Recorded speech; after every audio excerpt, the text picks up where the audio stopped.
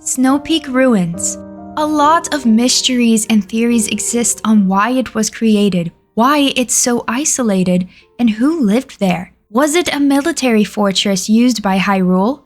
Did Link once call it home, as implied by the paintings? Is it the past home of 𝗓𝗓𝗄 and her family? In this video, we are going to answer all of those questions. I believe we have uncovered every single detail about this Snowpeak Ruins and can answer all of these questions. In fact, I challenge you, watch this entire video, then comment giving your thoughts and if you can find any holes. By the end of the video, everything will tie in and make perfect sense. We're actually going to be creating theory videos explaining all of the mysterious dungeons throughout the Zelda series, and even some diving deeper into other mysteries in Twilight Princess. So please let us know which dungeons or theories you want us to explore next. Then subscribe so you don't miss out when those videos go live. We'll even give you a shout out if we use one you suggest. Snowpeak Ruins is the 5th dungeon in Twilight Princess. It combines the themes found from a typical ice dungeon, like that of Snowhead Temple and Majora's Mask, with the Forest Temple of Ocarina of Time, both of which are old abandoned mansions that are now in ruins, and seemingly abandoned by their original owners. Interestingly enough, the similarities don't stop there, as they both place an importance on paintings. Where the Forest Temple used them for the Poe sisters, and in the final battle with Phantom Ganon, Snowpeak Ruins uses them in a much more subtle way. They are used to hint or imply the original or last owner of the mansion. These pictures, in a way, add even more mystery to the dungeon, as everything we find inside leads us to believe it was used as more than the common belief of it being 𝗓𝗓𝗄's house.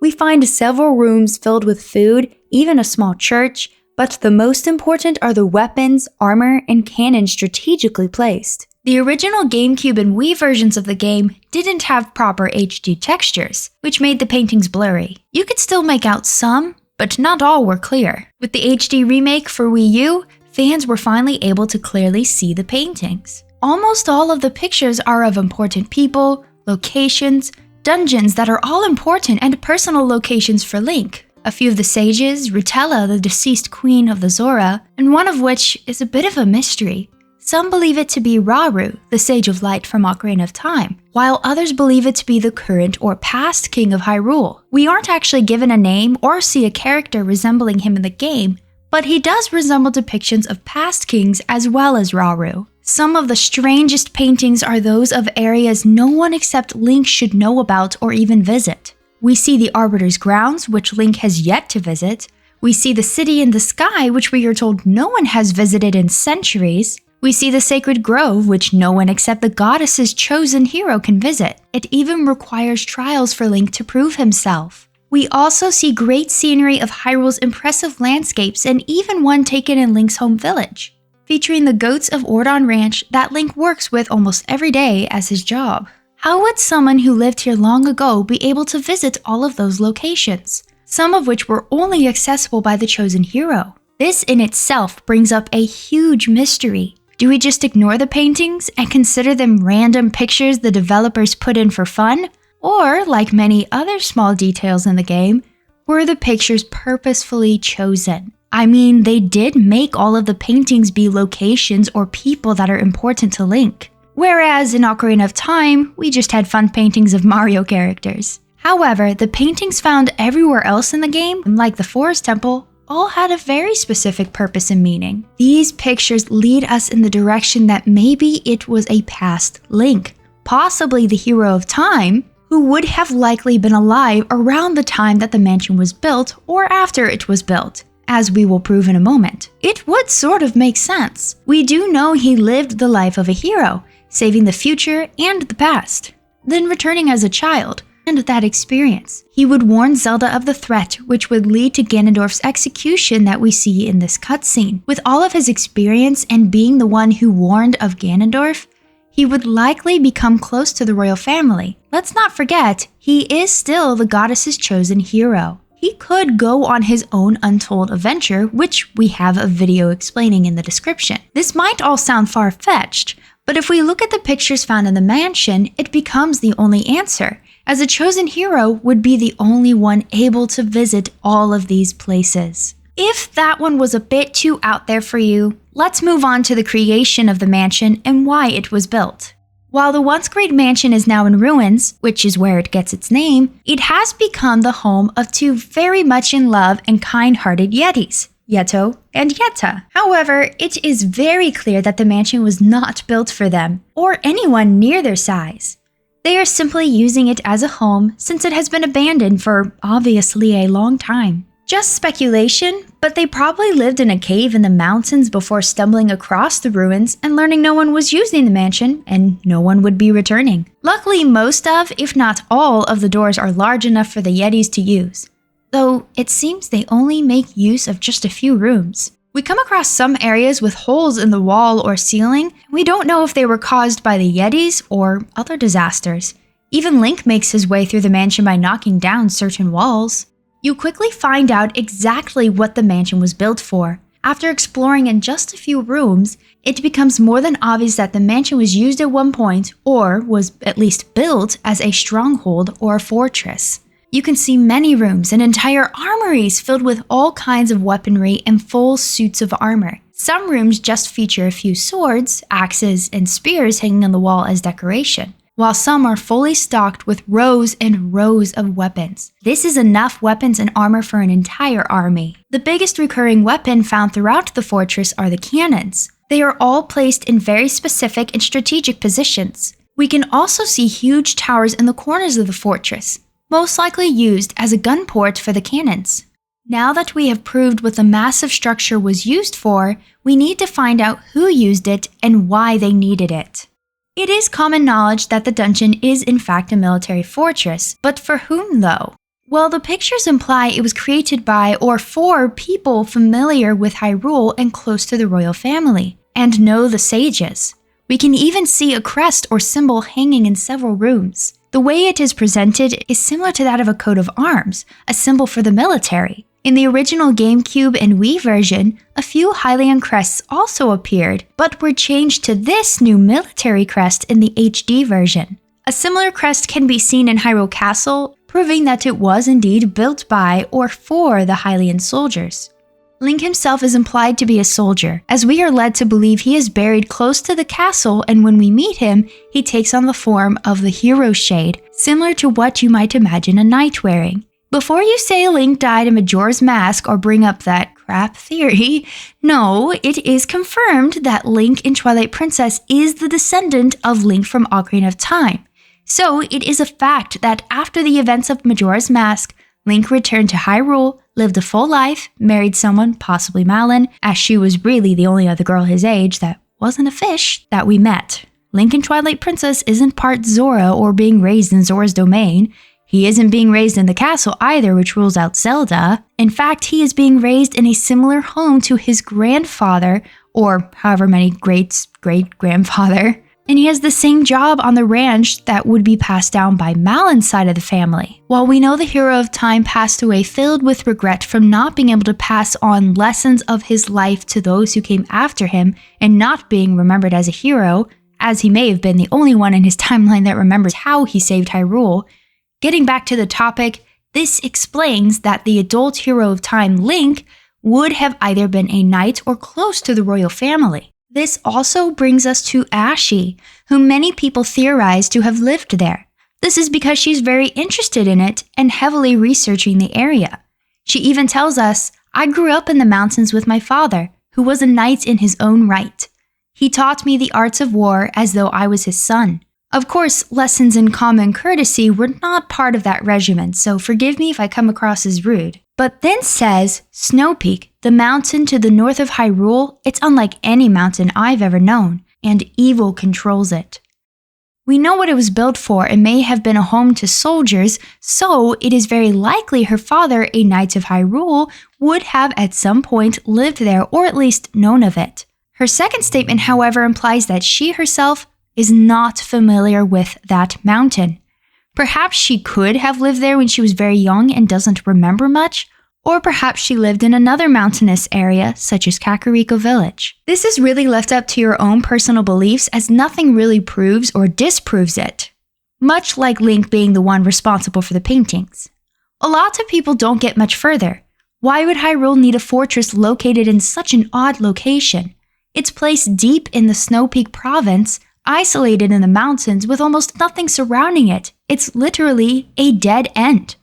So why place it here? It is actually quite strategic. Throughout the history of Hyrule, who has been their biggest threat? Demise originally back in the era of Skyward Sword, but in this current era, it was his reincarnation, the evil king of the Gerudo and the king of demons himself, Ganondorf. From Ocarina of Time, we know that Ganondorf had respect from many of the Gerudo warrior race, who followed his orders. Most notably the twins Kotake and Koume, who not only happened to be two of the most powerful Gerudo in the entire series, but two of the most powerful mortals we see. Few mortal, human-like characters we come across have the massive amount of magic and power they do. They have the ability to fly, cast fire or ice, possess or mind control people, and who knows what else. However, while all the Gerudo tribe are powerful warriors, some of them, such as Nabooru, are not followers of their king, having a closer alliance to Hyrule's royal family instead of the Gerudo royal family. To make Ganondorf even more of a threat, not only did he save some of the Gerudo warriors in his army, he was also known as a demon thief and demon king and had control of the demon tribe, such as the Bokoblins, Bulblins, and other evil creatures found throughout Hyrule. The Bulbin army followed the lead of King Bulbin under the rule of Ganondorf and eventually had their own base set up in the Gerudo Desert, just before the entrance of the Arbiter's grounds, a prison used to hold the most dangerous and evil beings. It was even used in the failed execution of Ganondorf before he was sent to the Twilight Realm. That's a bit of irony, using a location of importance to the Gerudo as a prison and execution place of their king. While the Bulblins and other monsters are in control of the army camp and Arbiter's grounds during the events of Twilight Princess, it seems the camp was actually created by the Hylians, as it features the Hylian crest above an archway, which implies that it was eventually abandoned, perhaps when it wasn't needed during a long time of peace. Eventually, the Bulbins took it over as their own, yet failed to restore it or maintain it, as it is also in ruins, insinuating that at one point a major battle took place. Because of the massive army he controlled, which consisted of the Bokoblins, Bulblins, and other evil creatures, and the remaining warrior Gerudo who were following him, including the magical twin Rova sisters, who could easily mind control many more Gerudo or Hylians to fight for them, as they did with Nabooru. It would make sense that this massive army full of warriors, magic users, evil creatures, and demons would be enough for the Hylians to create their own massive army and properly train them to defend Hyrule against the threat. Yes, Ganondorf was eventually sealed in the Twilight Realm, but he still had legions of followers who were dedicated not only to carrying out his wishes, but trying to resurrect him, which is something we have seen many times in the series and even as the main plot for some of the games. Where would they have this military training? Well, with the army likely being so massive and training with cannon fire, they would need to be in a place far enough away from the kingdom that they aren't causing issues or annoyances to normal citizens. And they would also want to create the military training grounds in a very strategic position for an advantage to defend against and attack the incoming threat. However, they would also need it to be in a secret location where they could train and practice without the enemy knowing their plan. If we look at where it is located, it is in a secret enough area that they wouldn't be disturbed during their training, yet close enough to the enemy that they could have a great advantage when it came time to attack. We also have those secret caverns that are strategically placed around Hyrule, acting as hidden bases containing armories of their own. In Twilight Princess, there is only one way to enter the desert. It is completely isolated. However, we are told by Aaru that there used to be a way to enter the desert, but it was closed off and is now unpassable. We actually see something similar to this in Ocarina of Time, as it is likely the same route that was used in the Gerudo Valley. Mirroring the events told in Twilight Princess, this path also becomes impassable. Link needs to use a long shot or jump the gorge with Epona. However, even then, you still needed the use of a bridge to pass over a massive waterfall and river that flows through the canyon. Saving the carpenters from the Gerudo will allow them to repair the bridge. In Twilight Princess, it is likely that an event happened that caused it to become almost impossible to pass. I imagine the gap between is even larger, maybe by natural events such as an earthquake, or it was caused by one of the armies to keep the other out.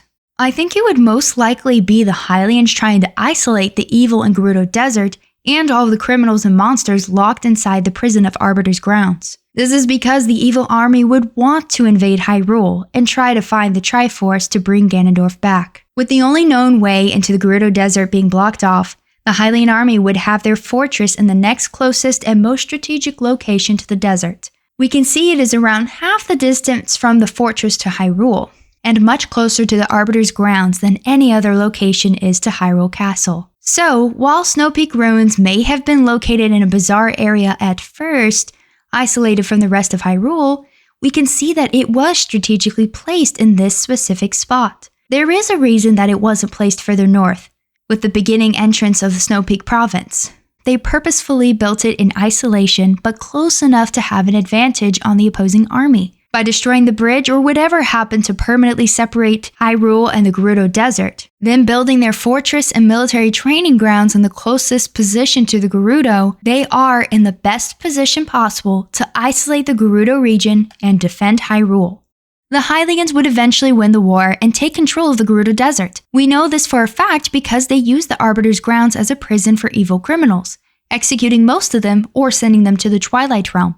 They create another outpost just outside of the Arbiter's grounds to keep a small army to run the prison.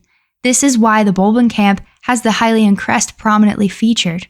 With Ganondorf and the evil army gone, Hyrule would have an era of peace. They would eventually have no use for the Arbiter's grounds. All of the prisoners would be believed to be dead, imprisoned in the Twilight Realm, or possibly more sinister, just left to slowly die in the prison. After they abandon the desert because they no longer have a threat or use for it, they would eventually abandon their fortress and military academy in Snowpeak as well. The few remaining Bulbins would eventually take over the camp and would seem to have turned it into a base of their own. Animals and creatures, even the Yeti couple, would eventually make their way to Snowpeak ruins. Before the events of Twilight Princess, the presence of the Mirror Shield and Zant having the Twilight slowly take over would bring even more monsters to the areas. They would then become the areas we know today. To quickly sum this up, the strong evidence of knowing Link would most likely have been friends with Zelda and became a knight after the events of Ocarina of Time. Only Link would be able to know absolutely everyone who was painted, especially with Rauru, the Sage of Light, being gone since Ocarina of Time. The weapons, armor, cannons, and huge supply of food proves it would be a place to train knights. A fortress, or at the very least, a mansion that would later become a fortress based on its size and location, before it came to be known as Snowpeak Ruins. This is why we believe Link, the hero of time, would have been a knight and stayed at the mansion, most likely with a lot of other knights, and a large battle may have taken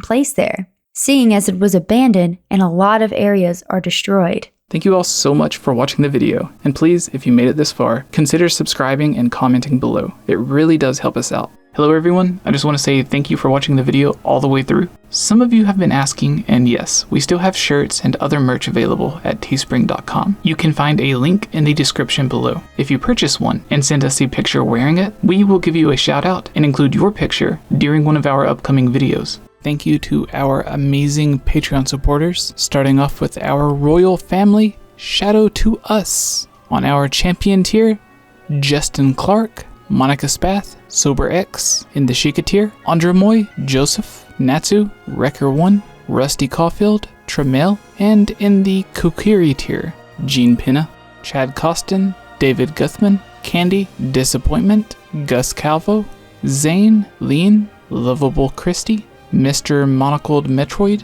and whoever this is only donated to hear Jesse speak my name. Thank you all so much. If any of you would like your name to be featured at the end of any of our videos, or to get a shout out at the beginning of our Zelda podcast, the Hylian Gamescast, and to have any of your topics or questions answered or turned into a full video to be featured here on our channel, along with many other things, please join our Patreon and help support the channel. Thank you all so much. Happy Halloween.